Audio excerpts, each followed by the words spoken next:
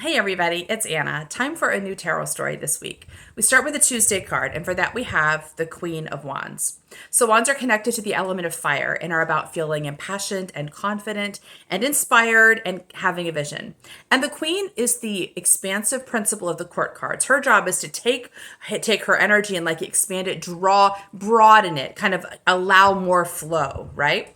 So, this Queen sits in her throne with her sunflower. She's got that, which is a radiant, beautiful flower. She is full of light and warmth. She also has this little kitten in front of her, which is a black cat, which connects to like a witchy power of manifesting. So she's light, she's bright, she's warm, she's radiating energy.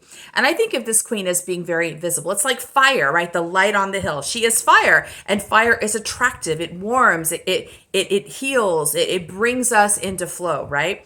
And so she is she's radiant and she's attractive. So this energy upright is sort of like this light on the hill that people are drawn to, not only because she's so light and warm and she's nice to be around, but because she is an expansive principle, which means as you're around her, you feel your own energy you sort of find your own flow with her, right? So upright, I would say this is about kind of settling into that energy, recognizing it and even maybe broadening it further. But this came to us reversed. And that might suggest that we are blocking this energy a little bit, very likely because we're blocking the visibility of this queen. And that makes sense, right? Because our minds have been taught from early on, as was appropriate, our minds have been taught to focus on survival. How do you survive, right? How do you get along in the world? How do you not attract a predator? And the way you do that is almost invariably you stay invisible. Like you blend in, you don't stand out, you don't do anything weird. You don't want to be taller or shorter or a different color or wear different colors than other people. You want to blend in. So we are taught that visibility is the enemy of survival. But at this point, the Queen of Wands is not about survival. She's about thriving. She's about bringing magic into the world.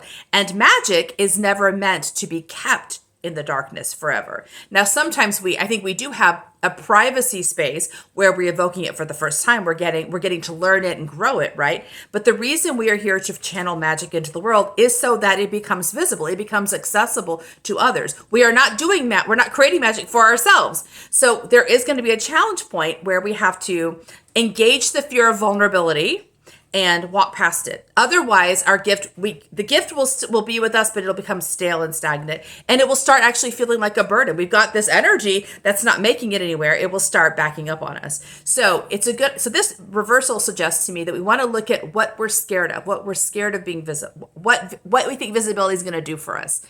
And like asking the mind, what are the teachings? What are its experiences? What is it connecting to when it's afraid of being seen? And kind of just one by one releasing those. I mean, there is what the mind's really afraid of. As I said, this is about survival. The mind's afraid of getting killed. So the baseline question is, when I came out as a tarot reader, right? When I finally went public as a tarot reader, my mind was like, oh no, it's going to be bad. It's going to be bad. And I'm like, my mind's really afraid I'm going to be killed, right? And I said, well, that's very unlikely to happen. The people I'm going to talk to are like my friends and family. I mean, they may not like it. They may look at me askance, right? That's going to be the worst that's going to happen. Someone might even challenge me. That's probably the limit of what's going to happen to me. So like, it may be a little awkward, maybe a little embarrassing. I may have to have a conversation or two, but am I really going to die?